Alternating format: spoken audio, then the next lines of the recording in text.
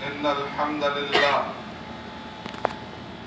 نحمده ونستعينه ونستغفره ونعوذ بالله من شرور أنفسنا ومن سيئات أعمالنا من يهده الله فلا مضل له ومن يضلل فلا هادي له وأشهد أن لا إله إلا الله وحده لا شريك له وأشهد أن محمدا عبده ورسوله أما بعد فإن خير الحديث كتاب الله وخير الهدي هدي محمد صلى الله عليه وسلم وشر الأمور محدثاتها وكل محدثة بدعة وكل بدعة ضلالة وكل ضلالة في النار فأعوذ بالله من الشيطان الرجيم بسم الله الرحمن الرحيم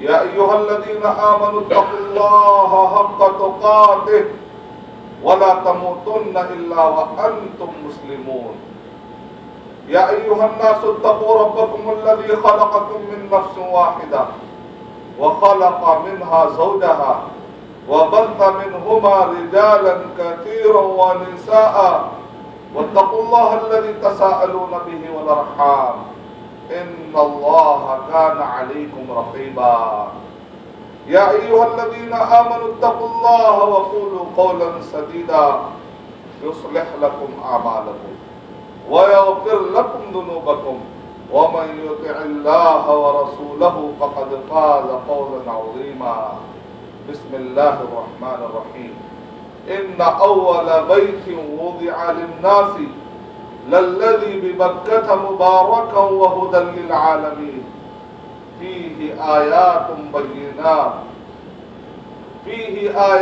بينات ومقام إبراهيم ومن دخله كان آمنا ولله على الناس حج البيت من استطاع إليه سبيلا ومن كفر فإن الله غني عن العالمين رب اشرح لي صدري ويسر لي أمري واحلل عقدة من لساني يفقهوا قولي میں سب سے پہلے اللہ سبحانہ وتعالیٰ کا شکر بجا لاتا ہوں بے پایا درود و سلامتی ہو محمد مصطفیٰ صلی اللہ علیہ وسلم پر میں دعا کرتے ہوئے اپنے اس خطبہ جمعہ کا میں آغاز کرنا چاہتا ہوں میں دعا کرتا ہوں کہ اللہ سبحانہ وتعالیٰ سعودی حکومت اور سعودی حکمران اور خاص طور سے ینگو ریجن کے حاکم اور یہاں کے حکمران جو اسلامی خدمت میں رات و دن اپنا پیسہ اپنا ٹائم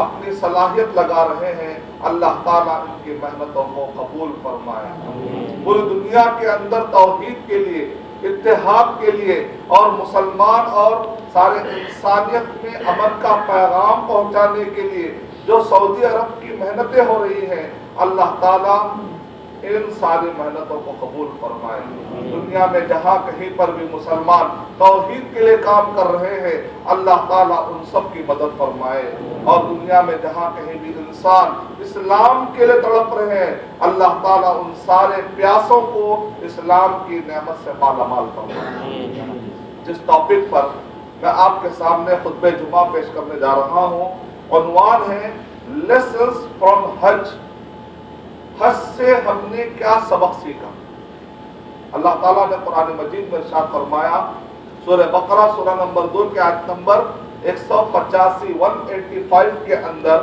کہ شہر رمضان الذی انزل فیہ القرآن ھدی للناس کہ اللہ تعالیٰ قرآن مجید میں کہہ رہے ہیں کہ یہ قرآن مجید کے اندر کیا ہے ھدی للناس ہدایت ملتی ہے سبق ملتے ہیں تو ہم کو یہ دیکھنا چاہیے کہ قرآن مجید میں جو بھی حکم آ رہا ہے اس کے اندر ہمارے لیے کیا سبق ہے قرآن مجید میں جو بھی تعلیمات آئیں گی اس کے اندر سبق رہیں گے ہمارے اس میں ہمارے لیے ہدایات رہتے ہیں اس میں ہمارے لیے گائیڈنس ہوتے ہیں تو قرآن مجید میں اللہ سبحانہ وتعالیٰ نے ہمیں عمرے کا بھی آرڈر دیا ہے قرآن مجید میں اللہ سبحانہ وتعالیٰ نے ہم کو حج کا بھی آرڈر دیا اگر آپ پڑھتے ہیں سورہ بقرہ سورہ نمبر 2 کے آیت نمبر 190 سے 200 کے درمیان حج کے مسائل 190 سے 200 آیت کے درمیان، یہ 10 آیتوں میں اللہ تعالیٰ نے حج کے بارے میں ذکر فرمایا ہے۔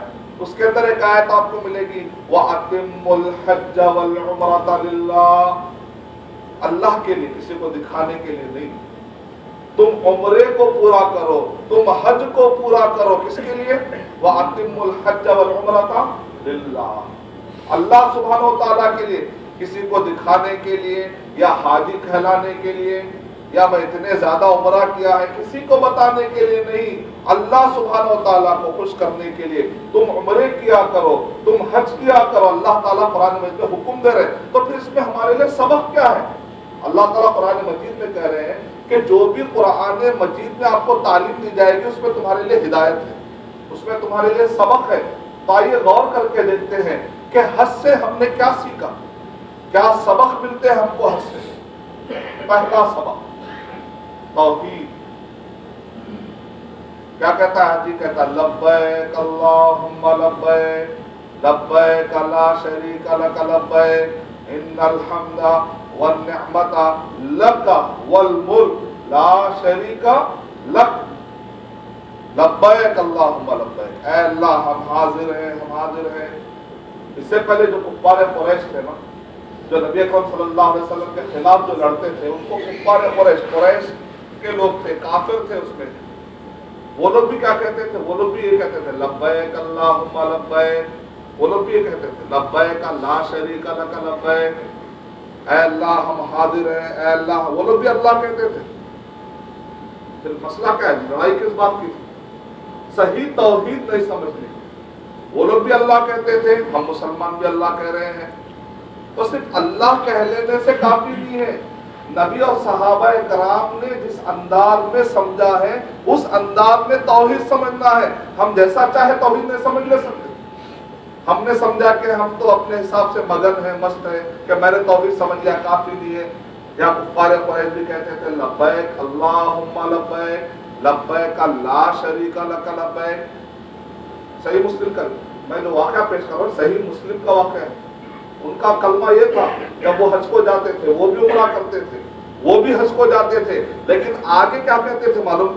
الا شریک واحدا، اے اللہ تیرا کوئی شریک نہیں ہے، ہاں ہاں ایک چھوٹا شریک ہے۔ ارے چھوٹا شریک کیا ہے؟ یہ چھوٹا شریک کیا ہے؟ تو وہ کہتے تھے تملکہ وما ملک، یہ چھوٹا شریک کا اے اللہ تو ہی مالک ہے، لیکن یہ تیرے مالک نہیں ہے، یہ ان سب کا مالک تو ہے، یہ تیرے مالک نہیں ہے۔ جب اللہ ان سب کا مالک ہے تو پھر ان چھوٹے شریکوں کو تم پوجا کیوں کر رہے ہو، ان کے سامنے سجدے کیوں کر رہے ہو؟ تو وہ لوگ کہتے تھے، سورہ زمر سورہ نمبر 39 کی آیت نمبر 5 6 7 میں اس کا جواب وہ لوگ کیا کہتے تھے؟ ما نعبدهم الا ليقربونا الى الله زلفى، ہم اس لیے ان کا احترام کرتے ہیں، ہم یہ 360 بت، ہر قبیلے والا آ کر کہا میرا چھوٹا شریک، میرا یہ بت، اچھا میرا شریک یہ، وہ قبیلے آ کر کہتا تھا میرا شریک یہ ہے، یہ میرا چھوٹا بت ہے، یہ چھوٹا خدا ہے وہ بڑا خدا ہے۔ تو ہر قبیلے کا ایک چھوٹا خدا، ہر قبیلے کا ایک چھوٹا خدا، ہوتے ہوتے 360 قبیلوں کے 360 بت کعبے کے اندر آ گئے، اور کہتے تھے یہ 360 بت پورے پورے چھوٹے خدا ہے، بڑا خدا اللہ ہے، اور یہ چھوٹے بت ہم کو اس بڑے خدا تک پہنچانے کے لیے مدد کرتے ہیں۔ آپ کتنے ایسے مسلمان ہیں جو یہ کہتے ہیں کہ اولیاء ہماری باتیں اللہ تک پہنچاتے ہیں۔ توحید، ہم اپنی توحید اپنی کو سمجھ کے مست اور مگن ہیں، ہم کو یہ پتا نہیں ہے کہ ہماری توحید کفار قریش کی توحید سے جا کر میل کھا جا رہی ہے۔ ہم کو ڈر نہیں لگتا کیونکہ ہم کو ہسٹری نہیں معلوم۔ اگر ہم کو تاریخ معلوم ہوتی، اگر ہم کو ہسٹری معلوم ہوتی، یا سورہ زمر سورہ 39 کی آیت ایک مرتبہ قرآن مجید میں کھول کر دیکھ لیجیے، سورہ زمر سورہ 39 کی آیت نمبر 5 پڑھیے، 6 پڑھیے، 7 میں تو کلیئر ہے، ما نعبدهم الا ليقربونا الى الله زلفى۔ تو اللہ تعالیٰ نے کیا ان کی توحید کو قبول کر لیا؟ توحید کو اللہ نے قبول کیا۔ توحید ہے کیا؟ یہ مکس توحید نہیں چلے گی، شرک کے ساتھ مکس کریں گے تو توحید کچھ بھی کام نہیں۔ جیسا اچھے خاصے بریانی کو اگر کھرچل لگ جاتا ہے تو آپ کھاتے نہیں.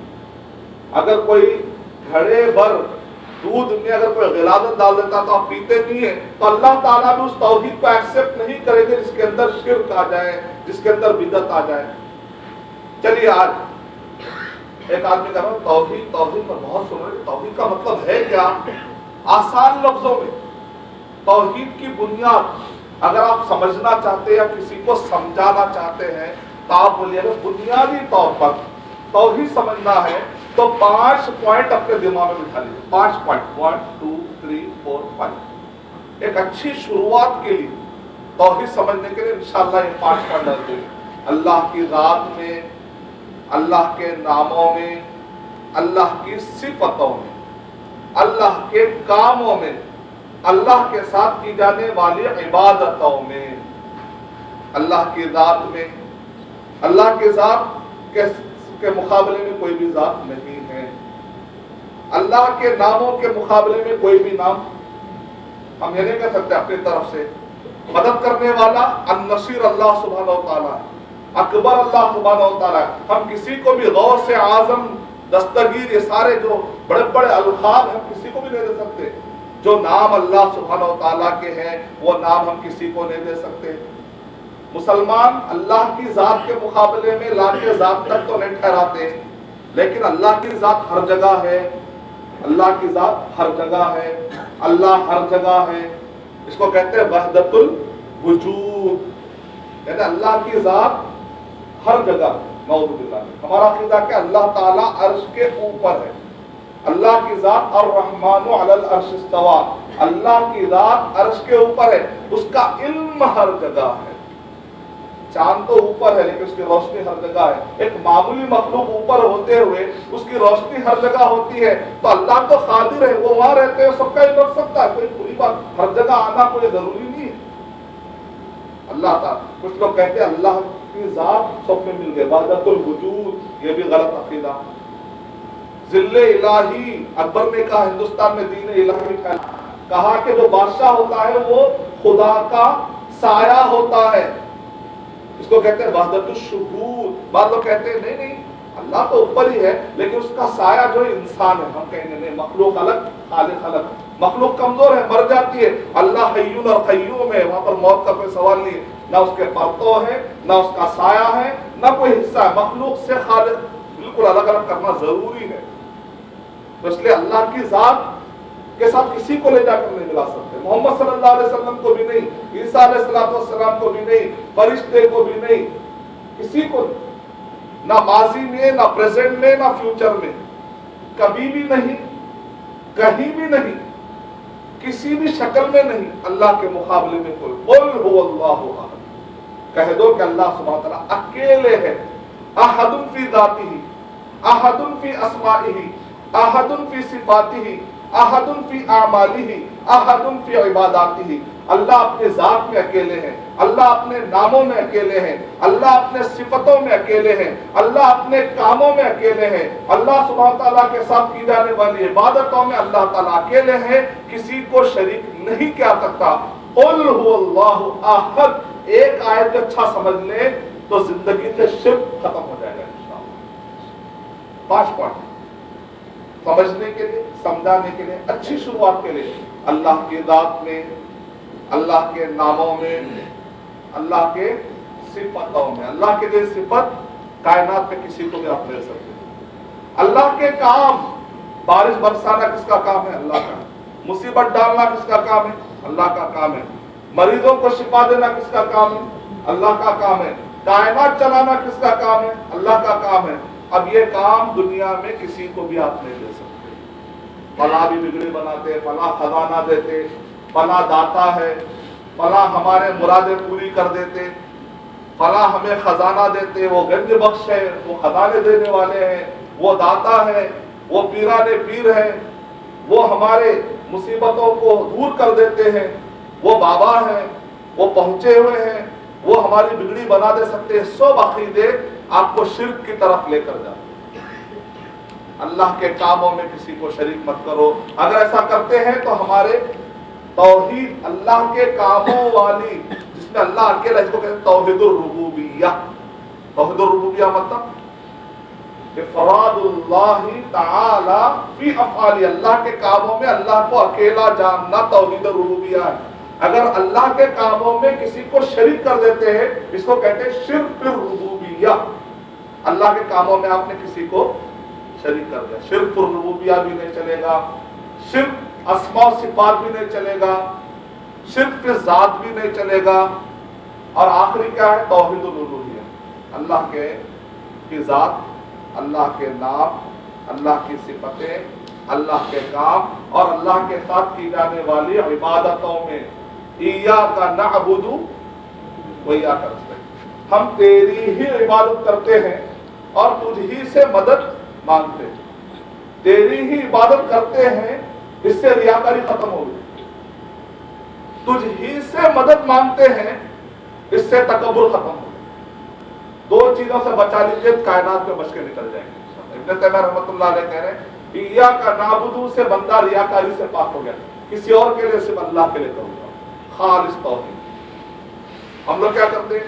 یہاں کا نعبد وہاں کا نستعین، جلدی جلدی میں پڑھتے ہیں، تیز تیز سے پڑھتے ہیں، مسجد میں آ کے یہاں کا نعبد وہاں کا نستعین، یہاں کا نعبد وہاں کا ایسے پڑھتا ہے، تیز دیکھیں آپ غور کریں، کسی کو سورہ فاتحہ سنا بولو کیسا سناتے ہیں؟ الحمدللہ یا کا نعبد و نستعین، مطلب کیا ہے؟ یہاں نعبد بولتے وہاں جا کے نستعین کرتے، نعوذ باللہ، جو پڑھ رہے ہوئے ساتھ عمل بھی ویسے ہو گیا ہمارا۔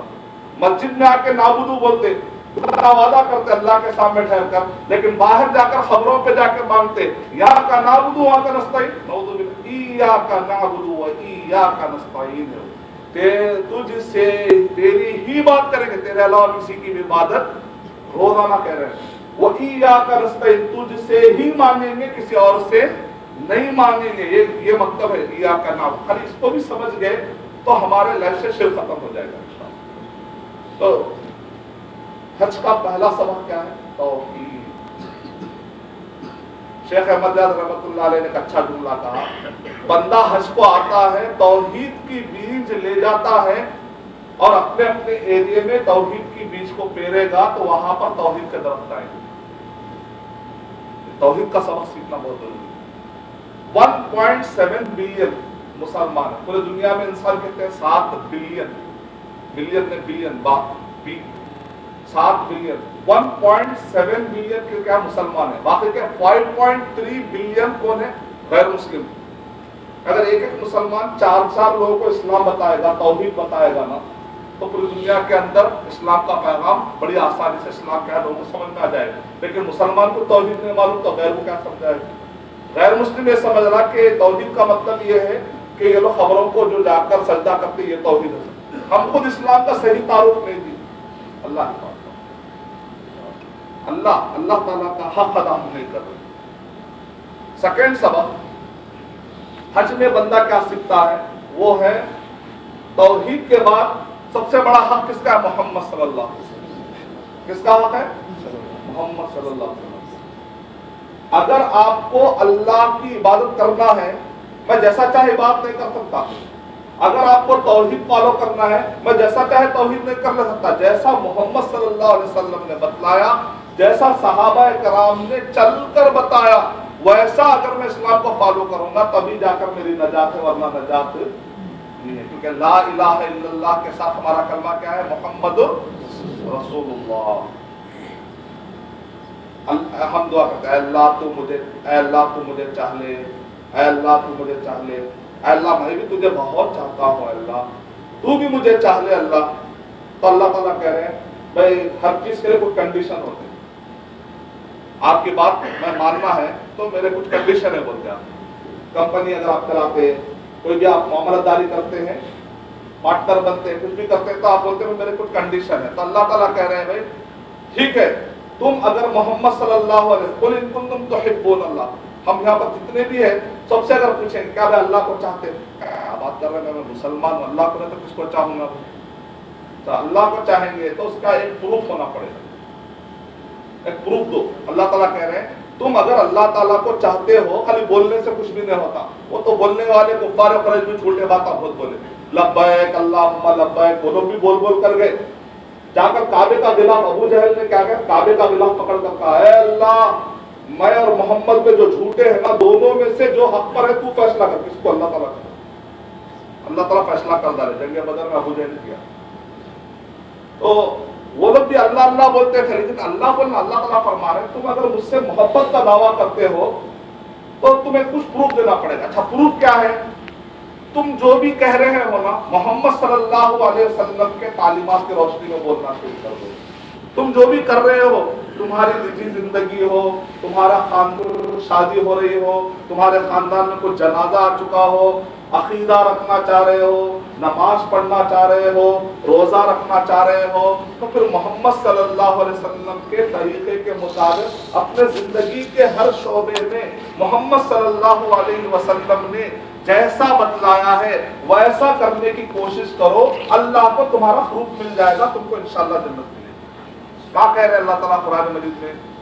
سورہ آل عمران سورہ نمبر 3 کے آیت نمبر 31-32، سورہ آل عمران سورہ نمبر 3 کے آیت نمبر 132، سورہ نساء سورہ نمبر 4 کے آیت نمبر 59 میں، سورہ مائدہ سورہ نمبر 5 کے آیت نمبر 92 میں، سورہ انفال سورہ نمبر 8 کے آیت نمبر 1، سورہ انفال سورہ نمبر 8 آیت نمبر 20 میں، سورہ انفال سورہ نمبر 8 کے آیت نمبر 46 کے اندر، سورہ نور سورہ نمبر 24 کے آیت نمبر 52 کے اندر، سورہ نور سورہ نمبر 24 کے آیت نمبر 54 کے اندر، سورہ تغابن نمبر 69 کے آیت نمبر 11 12 13 کے اندر، سورہ مجادلہ سورہ نمبر 59 کے آیت نمبر 11 12 13 کے اندر، سورہ محمد صلی اللہ علیہ وسلم سورہ نمبر 47 کے آیت نمبر 33 کے اندر، سورہ حجرات کے اندر. قرآن مجید میں این نمبر آف ٹائم کئی جگہوں پر قرآن مجید میں اللہ تعالیٰ کہہ رہے ہیں اطیعوا اللہ و اطیعوا الرسول.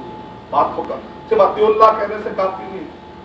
کوئی منکرین حدیث بن گیا کافی نہیں. قرآن کے ساتھ ساتھ سنت بھی چاہیے. اللہ کے ساتھ ساتھ لا الہ الا اللہ کے ساتھ ساتھ محمد الرسول اللہ بھی چاہیے. محمد صلی اللہ علیہ وسلم کے طریقے کے مطابق ہونا. کیونکہ حج میں ہم نے کیا سبق سیکھا؟ نبی اکرم صلی اللہ علیہ وسلم نے ارشاد فرمایا خذوا عنی مناسککم، تم مجھ سے حج کے طریقے سیکھ لو. لعلی لا القاکم بعد عامی ھذا، شاید کہ اگلے سال میں تم سے ملنے والا نہیں ہوں. حضرت جابر رضی اللہ تعالیٰ کہتے ہیں میں نے ایک ایک چیز نوٹ کر لی. صحیح مسلم میں امام مسلم رحمۃ اللہ علیہ نے سب سے بڑی سند کے ساتھ جو حدیث روایت کی اس میں جابر رضی اللہ تعالیٰ عنہ کی بڑے بڑے حدیثوں میں شمار ہوتا ہے. حج کا پورا ڈیٹیل واقعہ شیخ البانی رحمۃ اللہ جمع کیا تو مکمل ایک کتاب بن گئی، ایک روایت ایک کتاب بن گئی. اس میں ڈیٹیل ہے نبی صلی اللہ علیہ وسلم کیسا بیٹھے، نبی صلی اللہ علیہ وسلم کیسے اٹھے، ایک ایک چیز فالو کرتے تھے. حضرت عبداللہ بن عمر رضی اللہ تعالیٰ عنہ کے بارے میں آتا ہے کہ وہ حج کو جا رہے تھے، اچانک ایک جگہ پر انہوں نے کیا کیا، ایسا کیا. لوگوں نے کہا یہاں مکھی نہیں ہے، مچھر نہیں ہے، پھر آپ ایسا ایسا کیوں کر رہے ہیں؟ کہا محمد صلی اللہ علیہ وسلم یہاں سے گزرے تو ان کو ایک مکھی نے ستایا تھا، تو نبی صلی اللہ علیہ وسلم نے ایسا کیا تھا.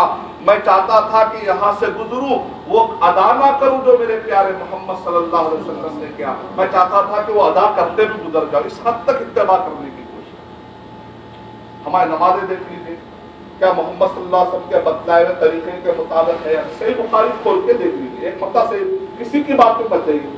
صحیح بخاری کھول کر دیکھ لیجیے، رفع الیدین کا بیان، رفع الیدین میں کر رہا ہوں نماز میں کہ نہیں کر رہا ہوں. صحیح ابن خزیمہ کھولیے، سینے پر ہاتھ باندھنے کا بیان، کیا میں سینے پہ ہاتھ باندھ رہا ہوں کہ نہیں باندھ رہا ہوں، کیا میں آمین زور سے کہہ رہا ہوں کہ نہیں کہہ رہا ہوں. نبی اکرم صلی اللہ علیہ وسلم کی سنتیں میں نماز ہی قائم نہیں کر سکا جو اسلام کا رکن ہے، تو باقی کے زندگی میں اللہ اور اس کے رسول صلی اللہ علیہ وسلم کے بتائے طریقے کے مطابق میں کیا قائم کر سکوں. اللہ تعالیٰ کہہ رہے محبت کا پروف ہے تو زبان سے مت کہو، کہنے والے دنیا میں بہت ہو گئے، پروف دینا ہے تو اتباع کر کے بتاؤ. آپ جا کے ٹیلر کو کہتے کہ بھائی یہ جو ٹوپی ہے نا ایسا ہی بناؤ، ویسے ایسا ذرا بھی مت بگاڑو، ٹھیک ہے. آپ جا کر اس کو نمونہ دیتے ایسا ٹوپی بنا کے دو. دوسرے دن گئے تو ٹیلر جیسا آپ بولے نا، آپ کے نمونہ دیا ایسا یہ نمونہ ہے نا ویسا ٹوپی بنا کے دو. آپ نمونہ بھی دے کر گئے. دوسرے ٹیلر کیا کرتا، ویسا ٹوپی نہیں بناتا، پھر اور ٹوپی بناتا، بنا کے بولتا صاحب یہ اچھا ہے، یہ بھی اچھا ہے، یہ بھی اچھا ہے. وہ آدمی کہے گا بھائی اچھا تم کہہ کر ایک الگ ہی ٹوپی بنا دی. میں تم کو نمونہ دے کے گیا کہ ایسا ٹوپی بناؤ تم ویسا بنانے کے بجائے کہہ دے ایسا بھی اچھا تھا صاحب، مارکیٹ میں نیا ٹرینڈ آیا تھا صاحب، اس وجہ سے میں ایسا بنا لیا، تو آپ پسند کرتا غصے میں آ جاتے ہیں۔ میں نمونہ دینے کے باوجود تم ایسی بات بول۔ اللہ تعالیٰ نے محمد صلی اللہ علیہ وسلم کو نمونہ بنا کر بھیجا، تمہاری نمازیں ایسی ہونی چاہیے، تمہارے توحید ایسی ہونی چاہیے، تمہارے معاملت داری ایسا ہونا چاہیے، تمہارا جنازہ ایسا اٹھنا چاہیے، تمہارے بچی کو بدعت میں ایسا کرو، تمہارے شادی کا ڈولا ایسا نکلنا چاہیے، ڈولی ایسا نکلنا چاہیے۔